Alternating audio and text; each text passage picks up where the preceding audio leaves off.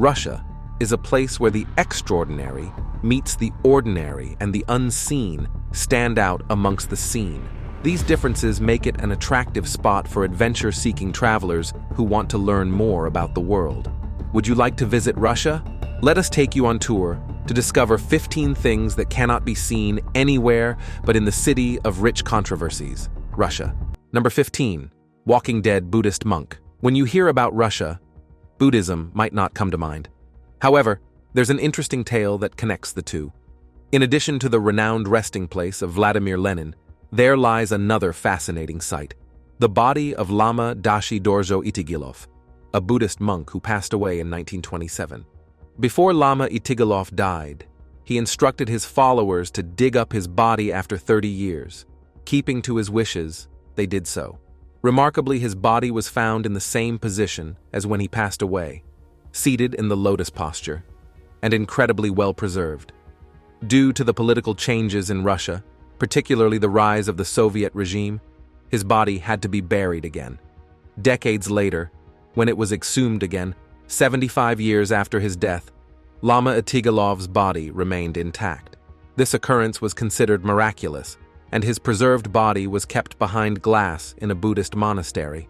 But the story doesn't end there. Some people believe that Lama Itigilov is not truly dead, but rather in an advanced state of meditation. They claim security footage showed him wandering the monastery late at night. Surprisingly, the monks don't seem to find this as alarming as others. In Russia, promoting Buddhism is seen as patriotic, showcasing the country's religious diversity and cultural richness. Number 14. Baby-making holiday employees. Not only get time off from work for parental leave, but it's also a special holiday in the city of Ulyanovsk dedicated to encouraging people to have babies. This holiday, called the Day of Conception, happens on September 12th. It's not just any ordinary day off. It's a unique event that includes a competition with prizes. The Day of Conception was established because Russia faced a serious population decline after the fall of the Soviet Union.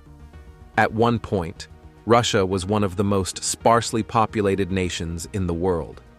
To address this issue, the government came up with the idea of encouraging couples to have children by offering incentives. Those who give birth 9 months after the day of conception, on June 12th, are eligible for prizes such as money, cars, and refrigerators. It is to celebrate the day their journey to parenthood began. The government believes that offering such incentives will help boost the population. You might wonder why the government is so interested in its citizens' decision to have children. Well, it's partly because a growing population is essential for a country's economic and social stability. Also, there's a historical context to it. In the past, leaders like Vladimir Putin were celebrated for their strong and manly image. But times have changed. Providing practical incentives like household appliances might be more effective in encouraging couples to start families. The Day of Conception in Ulyanovsk is not just a quirky holiday. It's a reflection of the government's efforts to address demographic challenges through creative means. By offering incentives for couples to have children, authorities hope to reverse population decline and ensure the country's future prosperity. It's a fascinating example of how policy initiatives can intersect with cultural traditions and societal norms to shape the course of a nation's history. Number 13. Enema Monument. In June 2008, a health spa in Russia showed off a very strange piece of art. It's a statue with 3 cute angels carrying a special bag on their backs. This bag is used for medical treatments. The idea for this statue came from a painting made in the 15th century by an artist named Sandro Botticelli. In the painting, angels are taking away a weapon from the god of war. The people who made the statue thought it would be good to recreate that scene with angels carrying a medical bag. At the unveiling of the statue, one of the doctors said, "We give enemas to people almost every day. It involves injecting liquid into the rectum and colon through the anus. The liquid helps to soften stool and stimulate bowel movements. So I thought, why not have some pleasure with it and make a statue?" The statue is made of bronze, stands about 5 feet tall, and weighs 770 pounds. It's quite heavy. So, it kind of makes sense to have a statue like this here. The doctor also mentioned, "We do more enemas here than anywhere else in the world. So, if there's going to be a statue about enemas, this is the perfect place for it." Spas have a long history dating back to ancient times. The word spa itself comes from the Latin phrase salus per aquam, which means health through water. Today, spas offer a range of treatments and services, including massages, facials, hydrotherapy, and even enemas. The region where the Russian health spa is located is known for its mineral springs, which have been attracting visitors for centuries. These mineral-rich waters are believed to have remedial effects on the body, making the area a good location for a spa. While a statue dedicated to enemas may seem unusual, it fits in quite well with the history and culture of the region. Plus, it's a cute and nice way for the spa to celebrate a practice that has been an integral part of its identity for many years. Number 12. Lenin's dead body. In many places around the world, there are lots of mummies, but most of them are unknown people who have died, and they are often in different stages of decay. But in Russia, there is a special mummy that stands out, and you might already know who it is: Vladimir Lenin, a famous Russian revolutionary.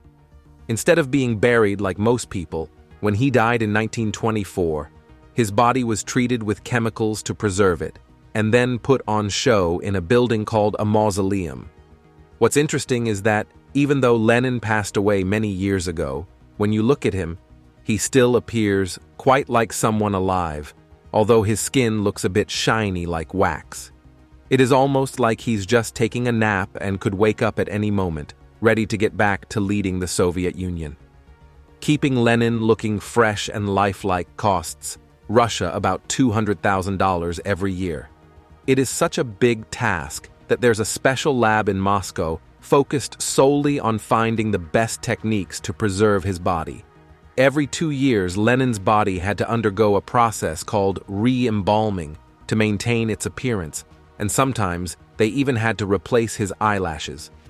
If you're curious to see Lenin for yourself, you can visit him at the mausoleum, where he's on display 4 days a week.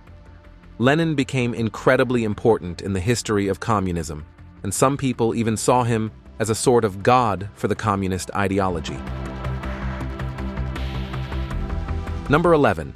Winter Palace. The Winter Palace in Russia is a big and impressive building situated in St. Petersburg, next to the Neva River. It's more than just a palace. It represents Russia's royal history and beautiful architecture. It served as the official residence of the House of Romanov, who were rulers from 1732 to 1917. Constructed between 1754 and 1762 under the guidance of the Italian architect Francesco Bartolomeo Rastrelli, the Winter Palace served as the main home for Russian emperors and empresses for over 150 years, until the Russian Revolution of 1917. It has over 1,500 rooms, making it one of the biggest royal homes globally. The palace's outside is decorated with detailed designs like fancy pillars, statues, and decorative patterns, showing off the riches and strength of the Russian monarchy. Inside, the Winter Palace is full of art, history, and luxury. The staterooms are richly decorated with gold leaf, marble, and fancy chandeliers, creating a truly royal atmosphere. Visitors can wander through the big halls, like the throne room and the grand ballroom, where fancy ceremonies and parties were once held. One of the most well-known parts of the Winter Palace is the Hermitage Museum, which takes up a big part of the building. The Hermitage is one of the oldest and biggest museums globally, holding a huge collection of art and items from many centuries and places. Visitors can admire works by famous artists like Leonardo da Vinci, Rembrandt, and Michelangelo, as well as old items from Egypt, Greece, and Rome. Despite the troubled events of the 20th century, the Winter Palace mostly survived and has been carefully fixed up to its former glory. With its eye-catching design, luxurious insides, and rich past, it keeps attracting visitors from all over the world, showing off the grandness and beauty of the Russian monarchy. Number 10. Gorki Park. Gorki Central Park of Culture and Leisure, simply called Gorki Park, is a massive recreational space located in the heart of Moscow, Russia. It's not just a park. It's a vibrant hub of activity and entertainment that has been a beloved destination for locals and tourists for decades. Covering an area of over 300 acres along the Moskva River, Gorki Park offers something for everyone, whether you're a nature lover, sports fan, or culture seeker. Gorki Park has a rich history that dates back to its opening in 1928. Originally named after the Soviet writer Maxim Gorky, the park was designed to provide a space for recreation and cultural enrichment for the people of Moscow. Over the years, it has undergone numerous renovations and expansions. One of the park's most distinctive features is its beautiful landscape design, with winding pathways, beautiful greenery, and dramatic views that provide a welcome escape from the hustle and bustle of the city. Another main attraction is its extensive network of recreational facilities. Visitors can enjoy activities such as cycling, rollerblading, and skateboarding on the park's well-maintained paths and ramps. There are also numerous sports fields and courts for soccer, basketball, volleyball, and tennis, providing opportunities for both casual games and organized tournaments. In addition to its outdoor attractions, Gorki Park is also home to a variety of cultural and entertainment venues. The park's open-air amphitheater hosts concerts, performances, and film screenings throughout the year, showcasing a diverse array of music, dance, and theater from both local and international artists. There's also a large Ferris wheel that offers panoramic views of the park and the surrounding city skyline. One of the park's most iconic features is its extensive collection of sculptures and art installations. From traditional statues to modern abstract pieces, the park is a veritable outdoor gallery that showcases the work of both established and up-and-coming artists. One of the most famous sculptures in the park is the Worker and Kolkhoz Woman, a towering monument that pays tribute to the Soviet era. Number 9. Dyeing Easter eggs in onions. In Russia, it's a long-standing tradition to dye Easter eggs using onion skins. This unique method has been around for generations. Instead of using fancy paints, many Russians turn to a simple yet brilliant solution: onion skins. But why onions? Well, it goes back to a time when money was tight for Russian peasants. They couldn't afford expensive paints, so they had to get creative. Instead of tossing out those onion skins after making a delicious meal, they're saved for a different purpose. The skins are boiled in water to create a natural dye. It's interesting how something as ordinary as onion skins can transform plain eggs into pleasant works of art. But the creativity doesn't stop there. Russians took it a step further by using thread to wrap around the eggs before boiling them. This creates a great deal of fine patterns and designs on the eggshell, giving each one its special style. Imagine the skill and patience it takes to carefully wind the thread around each egg. Eggs boiled in onion skins don't just look good, they taste better too. The natural dye fills a nice flavor into the eggs, adding an extra touch of deliciousness to this Easter treat. It's like getting a bonus with your beautifully decorated eggs. So when next you're thinking about how to decorate your Easter eggs, why not take a page from the Russian playbook and give onion skin dyeing a try? It's a simple yet fascinating tradition that adds a touch of creativity and flavor to the holiday celebration. Number 8. Kremlin architecture. The Kremlin in the middle of Moscow isn't only a place for politics, but also shows off Russian strength and history. Its buildings mix different styles from Russian history, making it special. The word Kremlin means fortress in Russian. It was built for protection a long time ago, around the 12th century, when Moscow was small. As Moscow grew, so did the Kremlin, changing to fit the needs of the rulers. One big thing about the Kremlin is its tall red brick walls and towers. They were made to protect, with thick walls and small holes for archers. If you walk along these walls now, you can imagine all the history they've seen, like wars and invasions. Inside the Kremlin, there are many beautiful buildings. The Cathedral Square is famous, with old churches all around. The Assumption Cathedral is where Russian leaders were crowned and married. The Archangel's Cathedral is where many leaders, like Ivan the Terrible, were buried. And the Annunciation Cathedral was the private church for the leaders. Apart from churches, the Kremlin has palaces and government buildings, each with its style. The Grand Kremlin Palace, built in the 19th century, shows off Russian revival style. The Senate building, where the government meets, is more simple, showing ideas from the Enlightenment. One beautiful thing about Kremlin buildings is their symbols. Many decorations have meanings related to Russian history and religion, like the double-headed eagle shows the two sides of Russia, one facing east and the other west. Gold and silver in churches mean the heavens and earth. Even though it's old, the Kremlin is still important for Russian life. It's not just a museum, it's a symbol of Russia's past and who Russians are. People from all over come to see it and learn about its history.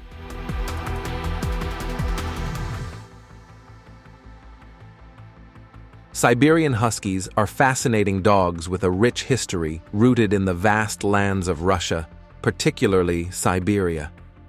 These beautiful creatures have attracted the hearts of people worldwide with their striking appearance, remarkable endurance, and friendly behavior. Originating from the Chukchi people of northeastern Siberia, Siberian Huskies were initially bred as sled dogs to pull heavy loads across long distances in harsh Arctic conditions. The Chukchi, a nomadic indigenous group, relied on these dogs for transportation, hunting, and companionship in the unforgiving terrain of the Arctic. One of the most interesting aspects of Siberian Huskies is their adaptation to extremely cold climates. Their thick double coat serves as insulation against freezing temperatures, keeping them warm even in the harshest of winters. Additionally, their almond-shaped eyes have a unique feature called snow nose, or winter nose, where the pigment fades during colder months, making their noses appear pink or lighter in color. This adaptation helps them absorb sunlight more effectively, preventing snow blindness. Siberian Huskies are renowned for their exceptional endurance and stamina. They possess an innate desire to run and explore, making them ideal companions for outdoor activities such as hiking, jogging, and, of course, mushing. Mushing, the practice of driving a sled pulled by dogs, is deeply ingrained in Siberian culture and has been a traditional mode of transportation for centuries. In Russia, Siberian Huskies continue to play a vital role in preserving the cultural heritage of the indigenous peoples of Siberia. Many communities still rely on these dogs for transportation and assistance in daily activities. Additionally, Siberian Husky racing remains a popular sport in Russia, attracting enthusiasts and spectators from around the world. In recent years, there has been an increasing trend of Siberian Huskies being abandoned or surrendered to shelters due to their high energy levels and specific needs. Number 6. Russian Orthodox Church icons. Russian Orthodox Church icons are special religious paintings that hold great significance in the Russian Orthodox tradition. These icons are not just ordinary artworks. They are considered windows into the divine kingdom, serving as a bridge between the earthly and the heavenly. Many centuries back, Russian Orthodox icons have a rich history intertwined with the development of Christianity in Russia. The tradition of iconography in Russia can be traced back to the introduction of Christianity in the 10th century when Prince Vladimir of Kiev adopted Christianity as the state religion. With the spread of Christianity, the production of icons flourished, becoming an integral part of religious worship in Russia. One interesting aspect of Russian Orthodox iconography is the concept of miraculous or wonder-working icons. These are icons that are believed to possess miraculous powers, such as the ability to heal the sick, protect against evil, or perform other extraordinary feats. Many of these wonder-working icons have stories associated with them, recounting miraculous events or interventions attributed to the icon. They have been present in churches, monasteries, and homes, and even carried into battle as symbols of divine protection. During periods of trial and hardship, icons served as sources of comfort and resilience for believers. Russian Orthodox icons also reflect the broader artistic and cultural trends of their time. They incorporate elements of Byzantine, Slavic, and folk art traditions, resulting in a unique fusion of styles and motifs. Over the centuries, different regions of Russia developed their distinct iconographic traditions, each with its characteristics and symbolism. In recent years, there has been a resurgence of interest in Russian Orthodox iconography, both within Russia and around the world. Iconography schools and workshops have emerged, preserving traditional techniques and training a new generation of iconographers. Number 5. Lake Baikal. Lake Baikal is an awesome place. It's like a huge, watery treasure hidden deep in Russia. It's the deepest and oldest freshwater lake in the whole world. It's so deep that if you stand it up, it would be taller than the tallest building on Earth, stretching over 400 miles long. And it's wide too, almost 50 miles at its widest point. What makes Lake Baikal even more awesome is what's inside. It's like a hidden world under all that water. You've got tons of special creatures living there, many of which you won't find anywhere else on the planet. Ever heard of the Baikal seal? It's a real thing. These cute little guys are the only freshwater seals in the whole world. They swim around in Lake Baikal, doing their seal thing and looking adorable. When it gets cold, the lake freezes over, turning into a huge natural ice rink. The mountains, the forests, the clear water. People travel from all over the world just to see the beautiful views and experience the magic of Lake Baikal. It is more than just a pretty sight. It's also important for the environment. It's home to thousands of plant and animal species, many of which depend on the lake for survival. It holds around 20% of the world's unfrozen freshwater, making it an important resource for the planet. Number 4. Trans-Siberian Railway. The Trans-Siberian Railway is a super-long train track that stretches across Russia, connecting the western part of the country to the eastern part. It's one of the longest railways in the whole world, covering over 9,000 kilometers, about 5,600 miles. Imagine traveling from one side of a big country to the other on a single train ride. This mega railway was a massive project that took a long time to build. Construction started way back in the late 19th century, around 1891, and it wasn't until 1916 that the whole thing was completed.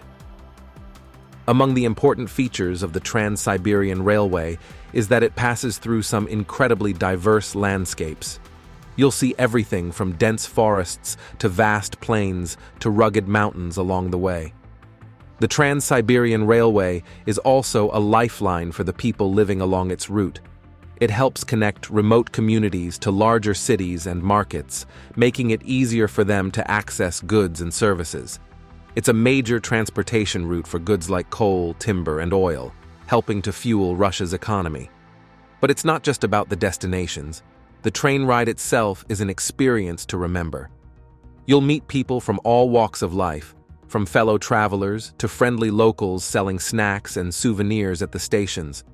And if you're lucky, you might even catch a glimpse of the legendary Trans-Siberian Orchestra, a group of musicians who entertain passengers with traditional Russian music. The Trans-Siberian Railway is more than just a mode of transportation. It's a symbol of Russia's vastness, diversity, and resilience. So if you ever find yourself with a week to spare and a sense of adventure in your heart, why not hop on board and see where the rails take you? Number 3. Banya, sauna. Banya is an old Russian sauna that's very important to Russian culture and has been around for a long time.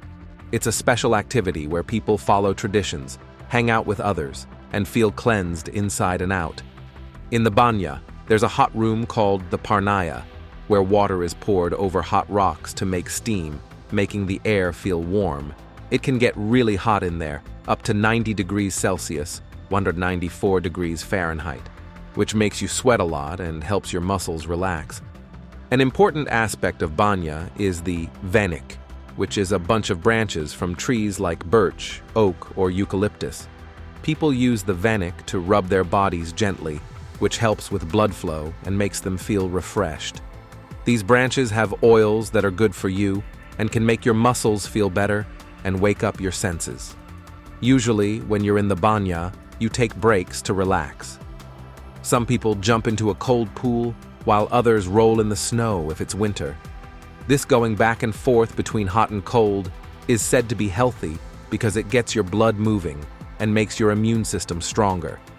In the past, banyas were part of Russian stories and beliefs.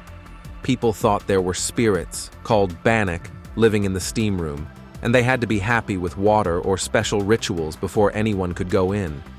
Even though people don't believe that anymore, they still respect the banya as a place to feel clean and renewed. Nowadays, you can find banyas all over Russia, from simple ones in the countryside to fancy ones in the city. Some have extra nice things like massages, hot tubs, and fancy food, while others keep it simple with basic wooden buildings and stuff. Number 2. The Fabergé eggs. Peter Carl Fabergé made these eggs only for the Russian imperial family. In the past, royals gave each other these fancy gifts to show affection, each one showing off how rich and important they were. Despite being small, these eggs were not just simple toys. They were beautiful artworks covered in expensive jewels and fancy designs, each one worth a lot of money, even enough to help a small country. Only 69 of these eggs were ever made, and only 57 are still around today. Most of them are in Russia, but some are in museums and collections all over the world. The story of these eggs is as interesting as how they were made. Fabergé was asked by Tsar Alexander III in 1885 to make an Easter present for his wife, Empress Maria Feodorovna. The first egg, called the hen egg, was a big hit, starting a tradition of imperial Easter eggs. Each year after that, Fabergé and his team made a new egg, each one more beautiful and detailed than the last. These eggs weren't just for show. They often had surprises or small models inside, like the coronation egg, made in 1897 for Tsar Nicholas II's coronation, had a tiny version of the imperial crown and a small picture of the Tsarina inside. After the Russian Revolution in 1917, their luck changed. Many were taken away or sold, and their jewels were often taken off. It took many years to find and fix these lost treasures, with some turning up in strange places like people's homes or even for sale in a garage. One egg, the third imperial egg, was lost for almost 100 years until it was found in 2014 by an American who thought it was just a piece of metal. It was sold for more than $30 million and eventually returned to Russia after a long legal fight.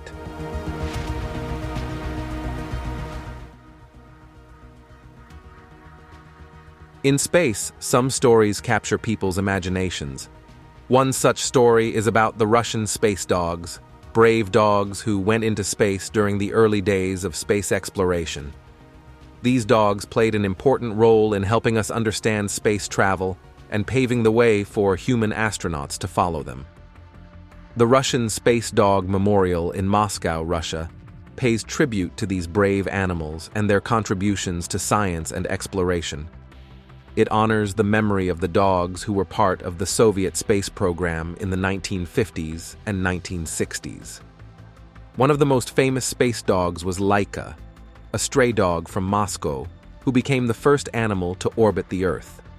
Laika's journey aboard Sputnik 2 in 1957 captured the world's attention and marked a significant milestone in space exploration.